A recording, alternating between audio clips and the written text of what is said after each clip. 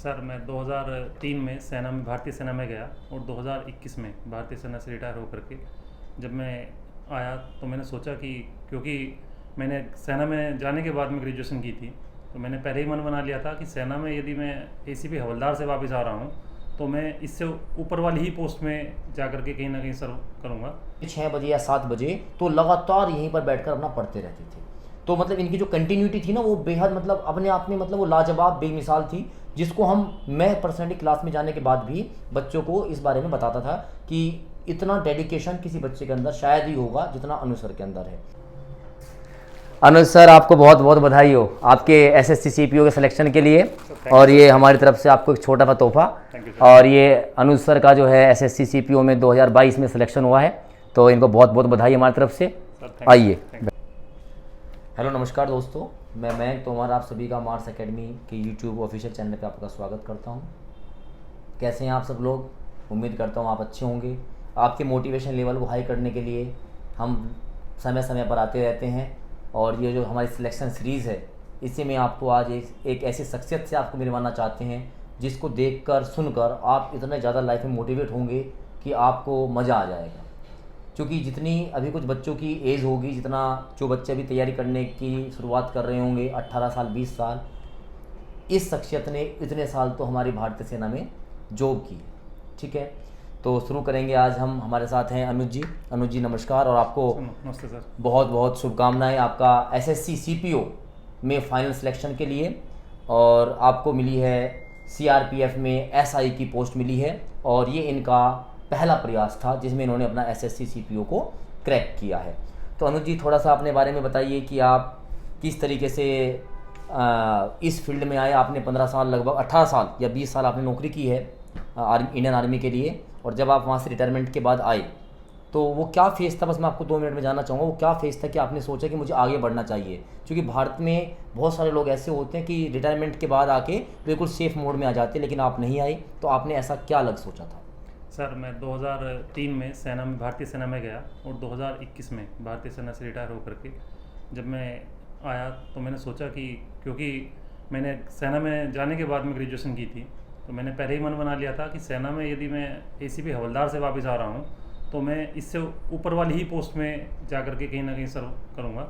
तो मैंने सबसे पहले मुजफ्फरनगर डिस्ट्रिक्ट में कोचिंग इंस्टीट्यूट देखने शुरू किए, तो मैंने पाया सभी जगह डेमो लिए थे। आपके पास डेमो लेने के बाद मुझे ऐसा लगा कि यही सही जगह है जहाँ से मैं तैयारी कर सकता हूँ, और मैंने एग्ज़ाम देने शुरू किए। तो इससे पहले मैंने सीजीएल भी दिया था, सीजीएल में भी मार्क्स अच्छे थे, लेकिन टाइपिंग की मैं प्रैक्टिस में कुछ कमी रह गई, तो मैं टाइपिंग में नहीं हो पाया। साथ ही साथ तो कहने का मतलब ये है, अनुज जी ने जो ऐसे ये एग्ज़ाम जो फॉर्म भरने वाले थे या जो तैयारी करने वाले थे, तो इनका बस माइंड में एक ही सेट था कि अगर मैं इस पोस्ट से रिटायर होकर जा रहा हूँ तो मुझे इसके ऊपर वाली पोस्ट पे जाना है। ये जज्बा इनके अंदर था। तो अनुज जी, पहले आप मुजफ्फरनगर में किसी गांव से बिलोंग करते होंगे, जाहिर सी बात है। जी सर। तो आपने अपनी जो स्कूलिंग की, जो आपकी प्राइमरी एजुकेशन थी, स्कूलिंग थी, आपका जो ग्रेजुएशन था, वो किस तरीके से आपने कंटिन्यू किया? सर मैं 2001 में 12th करके अपने एसडी इंटर पुलिस से सेना में चला गया था 2003 में, और सेना में रहते हुए मैंने ग्रेजुएशन की। ग्रेजुएशन करने के बाद में, जैसे मैं बता चुका कि मैं ग्रेजुएशन करके उधर से पेंशन आया था, तो मन था कि क्योंकि ऑफिसर बनना है तो ग्रेजुएशन चाहिए। ग्रेजुएशन के बेस पे ही मैंने फॉर्म डाले थे, और वैसे ही ग्रेजुएशन बेस पे मैंने सीपीओ भी दिया, और आपके मार्गदर्शन में सीपीओ, जैसा कि ना सिर्फ कोचिंग बल्कि बाकी चीज़ों में भी आपका काफ़ी मार्गदर्शन मिला, तो सीपीओ रिजल्ट आ गया है। और आपको एक बात और बताना चाहेंगे अनुज जी के बारे में कि एक्चुअल में तैयारी जो कर रहे थे, ये बैंकिंग के लिए इनका एक मोटिव था कि मुझे बैंकिंग सेक्टर में जाना है। और बैंकिंग एग्ज़ाम जो प्री एग्ज़ाम इन्होंने निकाले भी हैं, ऐसा नहीं कि एग्ज़ाम नहीं निकाले, लेकिन ये एसएससी की जो प्रोफाइल थी उसको देखकर इतना मोटिवेट हुए कि इन्होंने बैंकिंग की तरफ से अपना एसएससी की तरफ को इन्होंने अपना मूवमेंट किया। तो ये इनकी एक पर्सनल बात थी, जो हमारे जब हम डाउट सेशन में बैठते थे तो सर से बात होती रहती थी, और फाइनली जो सर थे वो एसएससी सीपीओ में फाइनल सेलेक्ट हुए। तो अनुज जी, ये बताइए, जब आपने स्टार्टिंग किया तो आपका जो कंटेंट था, चाहे वो मैथ्स को लेकर हो, रीजनिंग को हो, जीएस को हो, तो आपने किस तरीके से, मतलब किस प्लेटफॉर्म पे किस तरीके से आपने अपने नोट्स को प्रिपेयर किया, किस तरीके से आपने अपनी चीज़ों को आसान बनाने की कोशिश की? जैसे आपके पास आया तो मेरे पास जो भी एजुकेशन और जो भी नॉलेज थी वो 20 साल पुरानी थी। जिन क्वेश्चनों को मैं 20 साल पहले करता था उन क्वेश्चनों को अभी उस समय में करके कोई भी एग्ज़ाम निकलने वाला नहीं था। यहाँ पर आने के बाद में उन्हीं क्वेश्चनों पे अप्रोच क्या होनी चाहिए, कम से कम समय में वो कैसे किए जाएँ, वो सब यहाँ पर आपके पास आकर के सीखा। और मैंने पाया कि वास्तव में यदि मैं खुद सेल्फ स्टडी से करना चाहता तो शायद कोई भी एग्ज़ाम नहीं निकलता, क्योंकि वो 20 साल पुरानी अप्रोच है। उन 20 साल पुरानी अप्रोच से आज रीजनिंग, मैथ्स और यहाँ तक कि इंग्लिश, किसी भी सब्जेक्ट में उन अप्रोच से एग्ज़ाम नहीं निकाला सकता। वो सभी अप्रोच आपके पास सीखने के लिए मिली। साथ ही क्लास में सर जो नए बच्चों के साथ था बैठना, उसमें थोड़ा सा दिक्कतें आई, लेकिन उसमें आपने बहुत ही सहज मुझे महसूस कराया। मतलब अलग से जब भी मुझे दिक्कत आई तो आपने मतलब कभी ऐसे महसूस होने नहीं दिया कि मैं सिर्फ क्लास में अकेला हूँ या मैं तो अलग यहाँ से पर हूँ। अनुज सर एक बात कहना चाहते हैं, क्योंकि जब आप एक जॉब में आप अपना रिटायरमेंट लेके आ रहे हो, जितनी साल आपने जॉब किया है उतना बच्चों की एज है, उसमें बच्चों में बैठ के पढ़ना होता है, तो कहीं ना कहीं एक अनकंफर्टेबल माइंड सेट हो जाता है। लेकिन अनुज सर ने, अब इनको फेस कह लीजिए, फेस तो करना ही पड़ता है इन चीज़ों को, लेकिन अपने आप को उन बच्चों से अच्छा बनाना और लगातार कंटिन्यूस अपनी क्लासों को अटेंड करना। और बहुत बार तो अनुज सर 2-2 बैच भी अटेंड किया करते थे, और जहाँ तक मुझे पर्सनली याद है मॉर्निंग में कभी कभी तो मेरे से पहले भी आ जाया करते थे। और यहाँ से आने के बाद जब हम शाम को यहाँ पे जाते थे 6 बजे या 7 बजे, तो लगातार यहीं पर बैठकर अपना पढ़ते रहते थे। तो मतलब इनकी जो कंटिन्यूटी थी ना, वो बेहद मतलब अपने आप में मतलब वो लाजवाब बेमिसाल थी, जिसको मैं पर्सनली क्लास में जाने के बाद भी बच्चों को इस बारे में बताता था कि इतना डेडिकेशन किसी बच्चे के अंदर शायद ही होगा जितना अनुज सर के अंदर है। तो ये हम कुछ कंटेंट के बारे में बात कर रहे थे। तो अनुज सर, अपना ओवरऑल जो आपकी हमारी जर्नी रही, लगभग 1 साल के आसपास हम रहेंगे जर्नी में, अच्छा, 1 साल। तो 1 साल में हमने ये इतना सब कुछ पाया है। तो इसमें रीजनिंग, अगर हम पर्टिकुलर सब्जेक्ट सब की बात करेंगे, तो रीजनिंग में जो आपकी तैयारी थी, जो आपके टीचर का मार्गदर्शन था, जो आपके नंबर ऑफ क्वेश्चंस सोल्व हुए, उस तरह का आप थोड़ा रीजनिंग के बारे में आप इस पे से थोड़ा सा बताइए। सर, मैं जब सेना में गया था तो उस समय रीजनिंग को कोई वेटेज नहीं था, ना ही कोई रीजनिंग जानता है रीजनिंग होती क्या है। यहाँ आने के बाद मुझे बताया कि रीजनिंग बड़ा टिपिकल सब्जेक्ट है। जब आपके पास आया तो मुझे लगा कि रीजनिंग ही सबसे ज़्यादा आसान टॉपिक है जिसे किया जा सकता है। और स्टार्टिंग के तो 1-2 महीने में कहूँ, क्योंकि आपने रीजनिंग आपने पढ़ाया, अंबुज सर ने मेरे को मैथ पढ़ाया, दोनों ही मैं फोकस करते हुए स्टार्टिंग के एग्ज़ाम में जो दिए हूँ वो सिर्फ इंग्लिश और मैं रीजनिंग, मैथ्स और रीजनिंग पर ही दिया हूँ। हालांकि बाद में बाकी सब्जेक्ट को भी अपनी अप्रोच लगातार बनाई रखी, लेकिन स्टार्टिंग में रीजनिंग और मैथ्स को ही मैंने फोकस करके किया था, क्योंकि उसी में मुझे सबसे ज़्यादा लगता था कि भाई इनमें काम करने की ज़रूरत है।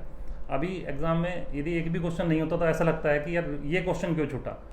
तो मैथ्स और रीजनिंग को लेके तो तब आप ही का मार्गदर्शन रहा है, और अभी स्कोर भी अच्छा होने लगा है। मॉक टेस्ट में भी यदि मैं मॉक टेस्ट दे रहा हूँ तो शायद ही कोई क्वेश्चन छूटता है, और वो इस तरह का क्वेश्चन होता है, वो भी जाएगा लेकिन समय लेगा। तो एग्ज़ाम के समय पर वो करना मतलब कहीं ना कहीं छोड़ना ही उसको बेहतर होता है। तो अनुज सर ये कहना चाह रहे हैं कि अगर 25 क्वेश्चन रीजनिंग के आते हैं, तो अगर एक क्वेश्चन भी छूट जाता है तो उसमें लगता है कि ये क्वेश्चन क्यों छूट गया, यानी कि इस लेवल का इनका जो है तैयारी रही, इस लेवल की इनकी प्रैक्टिस रही। तो अभी सर ने अंबुज सर का नाम लिया ही है, तो अंबुज सर के बारे में थोड़ा बात करेंगे, क्योंकि वो मैथ्स के गुरु रहे हैं। अनुज सर को मैथ्स पढ़ाया अंबुज सर ने, और जितनी, जैसे मैं बार बार रिपीट कर रहा हूँ, जितनी उम्र तक, जितनी एज में अंबुज सर ने मैथ्स पढ़ाया है, उतनी एज, उस उम्र में इन्होंने नौकरी करके अपना रिटायरमेंट ले लिया। मतलब अगर इन्होंने 20 साल एज की है तो शायद अंबुज सर की एज उस टाइम 20 या 21 साल रही होगी, क्योंकि 21 साल में वो एसएससी में 3 एग्ज़ाम निकाल चुके थे। तो अंबुज सर के लिए थोड़ी बात करेंगे, तो मैथ्स में किस तरीके से अंबुज सर ने अनुज सर का सहयोग किया, कैसे हेल्प की, तो बताइए सर। अनुज सर की, अंबुज सर जब आपको मैथ्स पढ़ा रहे थे तो किस तरीके से उन्होंने आपकी सहायता की? सर, मैं जैसे बताया कि जब स्टार्टिंग में मैं आर्मी में जाने के लिए जो मैं तैयारी की थी, उसमें क्वेश्चनों को जो हम करते थे लंबे फॉर्मेट, क्योंकि टाइम बहुत होता था तो आराम से करते थे। लेकिन यहाँ पर जब मैं करना कोशिश किया तो सर बताते थे कि कैसे उसकी अप्रोच है, वो कैसे उसका बेसिक है और कैसे उसका शॉर्टकट्स है। सबसे बड़ी इंपॉर्टेंट बात है कि कई जगह पर आपको शॉर्टकट बता देंगे, लेकिन बेसिक क्या है वो पता नहीं होगा। बेसिक कई बार वो एग्जाम में नहीं काम करेगा, आपको बेसिक से जाना पड़ेगा। लेकिन अंबुज सर की सबसे अच्छी बात ये थी कि किसी भी क्वेश्चन को, किसी भी नए टॉपिक पर जाने से पहले वो पहले बेसिक बताएंगे, फिर उसका शॉर्टकट्स बताएंगे। तो आप जैसे समझें, तो सबसे अच्छी बात ये रही। और कभी सबसे दूसरी बात ये कि सर ने कभी भी किसी भी टॉपिक को इतने अच्छे से समझाया कि बस वो कॉन्सेप्ट एक बार बताने के बाद क्लियर हो जाता था। अच्छा, जैसे अभी हम कुछ बच्चे जो हमारे यहाँ सेलेक्ट हुए हैं, तो जो अंबुज सर ने अपने एक बुक छोटी सी बनाई थी, अभी तो हम छोटी सी बुक कहेंगे, तो उसने आपकी प्रिपरेशन में कितनी हेल्प की? जो उन्होंने अपनी ही किताबें जो हैं बच्चों को यहाँ पे पढ़ाते हैं, हम जो मार्स एकेडमी में पढ़ाते हैं, तो उस किताब की कितनी सहायता रही आपके प्रैक्टिस करने में, आपको रिवाइज करने में, और आपके सिलेक्शन के पॉइंट ऑफ व्यू से उसमें किस तरह के क्वेश्चंस आपको दिए गए? सर बुक्स तो बहुत अच्छी है वो, लेकिन सर मेरे साथ दिक्कत ये रही, वो बुक्स तब आई जब मेरा आधा मतलब काम हो चुका था, मतलब आधे समय, यानी 6 महीने बुक्स बाद आई है। बुक्स आने में लेट हो गया। लेट हो गया सर, लेकिन उससे पहले मैं उसमें इतनी मेहनत कर चुका था। उस समय बहुत ज़्यादा क्वेश्चन करते थे, लेकिन अब होता ये है कि बहुत कम समय में बहुत ज़्यादा क्वेश्चन हो जाते हैं। पहले 1-2 घंटे मैथ करते थे तो क्वेश्चन नंबर ऑफ क्वेश्चंस बहुत कम था, अभी 2 घंटे में आधी बुक रिवाइज कर देते हैं। अभी अगर हम थोड़ी सी बात करें सर का, जैसे अभी तो सीपीओ हमने फाइनल सिलेक्शन किया है सीआरपीएफ में। सर ने एसएससी सीजीएल 2022 का जब एग्ज़ाम दिया तो उसमें बहुत अच्छे मार्क्स थे, लेकिन उसमें टाइपिंग में थोड़ा सा गड़बड़ रहा मामला, तो उससे बाहर होना पड़ा। लेकिन जो मार्क्स की अगर हम बात करें तो मार्क्स बड़े ज़बरदस्त थे। तो सर एसएससी सीजीएल में, और अगर हम अभी बात करें तो जो 2023 का जो मेंस एग्ज़ाम आने वाला है उसमें अनुज सर अपनी फाइट कर रहे हैं, मेंस का एग्जाम देने वाले हैं। तो सर 2023 की तैयारी कैसे चल रही है, बताइए सर आप। बहुत अच्छी तैयारी चल रही है सर। उसका टायर 1 की रिजल्ट की आंसर किया गया, नंबर ठीक है सर। अभी टाइपिंग पे जब फोकस कर रहा हूँ काफ़ी, बाकी तैयारी सर अमुज सर वाली मैथ्स की बुक्स है, और रीजनिंग तो आपकी है ही है सर। बाकी इंग्लिश के लिए जो नोट्स दिए गए हैं यहाँ से, उसी नोट से तैयारी कर रहा हूँ सर। तो अनुज सर, आपने अपने आप को इतने लंबे समय तक मोटिवेट कैसे रखा है? इसमें मतलब मेन क्वेश्चन तो यही आता है ना बच्चे ना, मोटिवेशन नहीं, स्ट्रेस हो गया, एंजाइटी हो रही है। आपके साथ आपने इतने लंबे समय तक नौकरी की, जब आपको पेंशन मिल रही थी, आप एक सेफ मोड में थे, आपको बिजनेस कर सकते, लेकिन आपने पढ़ाई का रास्ता चुना। तो आपने अपने आप को इस पढ़ाई के लिए कैसे मोटिवेटेड रखा? क्योंकि ये तो आपको पता था कि बहुत सारी प्रॉब्लम्स आएंगी, आपको फेस करनी पड़ेंगी, आपको नए बच्चों के बीच में भी जाना है, चीज़ों को दोबारा से पढ़ना है। तो आपने अपने आप को कैसे मोटिवेट रखा उस चीज़ के लिए? सर मोटिवेट के लिए तो सर सही कहूँ तो आप ही मोटिवेशन का सबसे ज़्यादा, आपको देख करके आप सब सुबह 8 से 5 तक पढ़ा सकते हैं, तो मैं पढ़ क्यों नहीं सकता सर बैठ करके? आप यदि खड़े होकर पढ़ा सकते हैं तो मैं बैठ कर पढ़ सकता हूँ। तो सबसे ज़्यादा मोटिवेशन तो आपसे, और कई बार सर हुआ भी ऐसा कि जब डिमोटिवेट हुए हैं तो आपसे डिस्कस करके, बात करके, तो मोटिवेशन मिल गया सर। अब सर थोड़ा सा पर्सनल क्वेश्चन हम पूछ रहे हैं आपसे। जैसे सर की है ना शादी हो चुकी है, बड़े बड़े 2 बेटे भी हैं, तो फैमिली के साथ अपनी स्टडी को कंटिन्यू करना, आजकल तो देखते हैं ना बच्चे लाइब्रेरी ज्वाइन कर लेते हैं। जी सर। और आप तो फैमिली के साथ, मतलब फैमिली के लिए भी काम करना है, अपने बच्चों की स्टडी पे भी ध्यान देना है, ठीक है ना। हो सकता है मैडम आपका वहाँ पे बच्चे के लिए साथ दे रही हो, लेकिन आपको मतलब अपने आप को उस एनवायरनमेंट में रख के पढ़ाई को करना। जी सर। वो एक्सपीरियंस आपका किस तरीके से, हम चाहेंगे आप उसको जरूर एक बार हमारे स्टूडेंट्स को बताएं। सर स्टार्टिंग में दिक्कत आई सर, पेंशन आने के बाद पहले महीने में ही वो दिक्कत आ गई थी। घर से बोला जा रहा था कि भाई आप पेंशन आए हो, घर में रहो। तो मैं उनको बोला था कि भाई देखो मुझे कुछ ना कुछ करना है, बिजनेस है, नौकरी, मैं नौकरी चूज़ किया है। मैं थोड़ा सा सर को रोकना चाहूँगा, क्योंकि देखो जब इंसान 20 साल परिवार से अलग रहता है ना, जो रिटायरमेंट के बाद आता है, तो हर कोई परिवार चाहता है कि अभी हमारे साथ रहे, है ना। तो शायद इसीलिए बोला गया हुआ कि अब जो है तुम घर में रहो, तुम कहीं नहीं जाओगे। तो सर उसी बात को कहना चाह रहे हो जी सर। उसके बाद 1 महीने बाद फिर क्या हुआ? वाइफ ने बोला कि भाई घर पे रहो जी। मैं उसको ये बोला कि देखो कहीं कहीं भी काम करने जाएंगे, सुबह जाएंगे शाम को आएंगे, बस उतना ही समय तुम मुझे भी दे दो जी और बाद में भी उतना ही समय मिलेगा। जी। अभी ये है कि हम घर से अप डाउन करेंगे, और पहले तो 3-3 4-4 महीने बाद मिलना होता था। जी। तो बस उस तरह उसको समझा, कन्विंस किया किसी तरह से कि भाई सुबह जाऊँगा शाम को आऊँगा, हाँ जी। और ऐसी नौकरी में भी रहना है आगे। हाँ जी। हाँ जी। तो फिर वो समझ गई इस बात को कि भाई यदि नौकरी करना है तो सुबह जाकर शाम को ही आना है।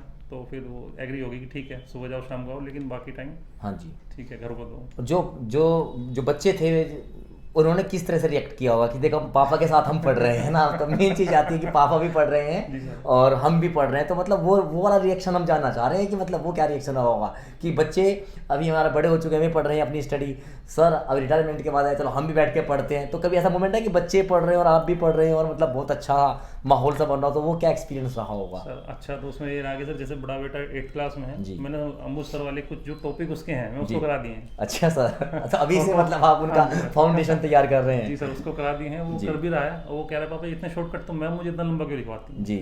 तो कहीं ना कहीं मतलब अब मुझे उनके साथ घुलना पड़ रहा है। वो तो मेरे साथ क्यों नहीं, लेकिन मुझे उसके साथ घुलना पड़ता है कि ठीक है ऐसे करो।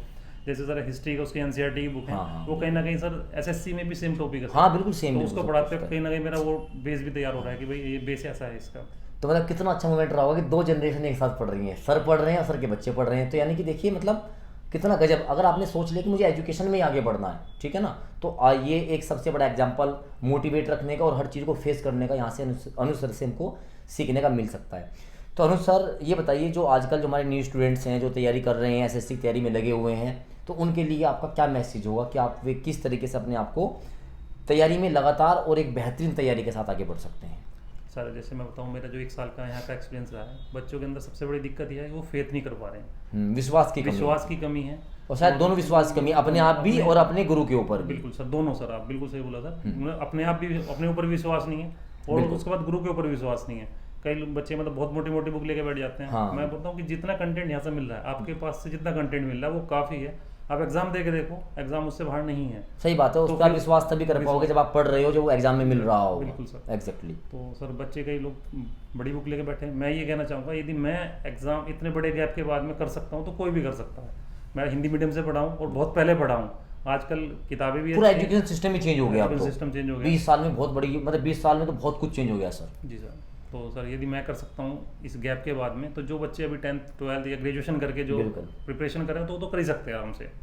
तो अच्छा सर, बच्चों की मोबाइल ज़िंदगी में जो मोबाइल वाला रोल चल रहा है, इसके बारे में आप क्या कहना चाहेंगे कि ये मोबाइल का जो अभी जो हमारे जितने भी न्यू कमर्स हैं, जितने भी न्यू एस्पिरेंट्स हैं जो मोबाइल ये रख के पढ़ते हैं, तो इसका कितना प्रयोग करना चाहिए और कहाँ कहाँ प्रयोग करना चाहिए? आपका मैसेज क्या हो सकता है? सर मोबाइल अपने आप में अच्छा या बुरा नहीं है सर, उसका इस्तेमाल अच्छा बुरा है।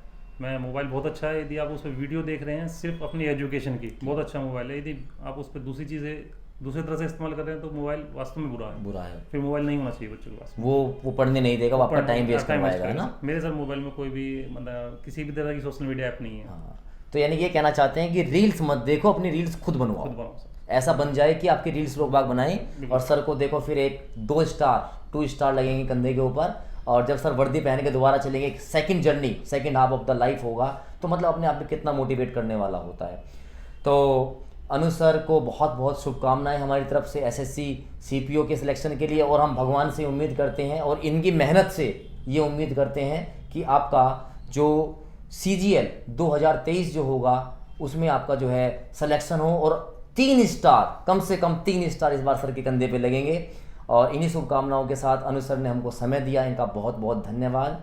और आप सब लोगों की मेहनत से, आप सब लोगों के प्यार से, आप सब लोग हमको इतना पसंद करते हैं। ऑफलाइन में तो खासकर हमें पसंद बहुत ज़्यादा किया जाता है, ऑनलाइन में धीरे धीरे लोग हमको पसंद कर रहे हैं। तो ये सीरीज़ जो है ऐसे आगे बढ़ती रहेगी, सिलेक्शंस आपके चलते रहेंगे। हम लोग आपको जो इतना हमारे से आता है मार्गदर्शन हम वो देते रहेंगे जिस लायक आपने हमको समझा है। और अगली वीडियो में जिनका नाम आप बार बार सुनते हो, जिनको आप पढ़ाते हुए देखते हो, Ambuj Tomar sir, ASO in CSS, XI inspector in SSC CGL, IT department में काम कर चुके हैं, बैंकिंग PO में, सेंट्रल बैंक ऑफ इंडिया में first attempt as a PO, तो उन्हीं से बातचीत करेंगे। तो इस एपिसोड में इतना ही रखेंगे। अनुज सर के लिए बहुत बहुत शुभकामनाएं, और हम चाहते हैं आप सभी लोग कमेंट में इनके लिए तालियां का एक बार मैसेज जरूर दें। आप सब लोग मोटिवेट रहें और अच्छे से अपनी पढ़ाई करते रहें। 2023 का जितने भी आपके एग्ज़ाम्स बचे हैं उसमें आप सब लोग सिलेक्शन लें। और जब अनुज सर इतना काम कर सकते हैं इतने लंबे गैप के बाद, तो आप तो अभी पढ़ रहे हैं तो आप तो इनसे भी बेहतर कर सकते हैं। Thank you so much, all the very best.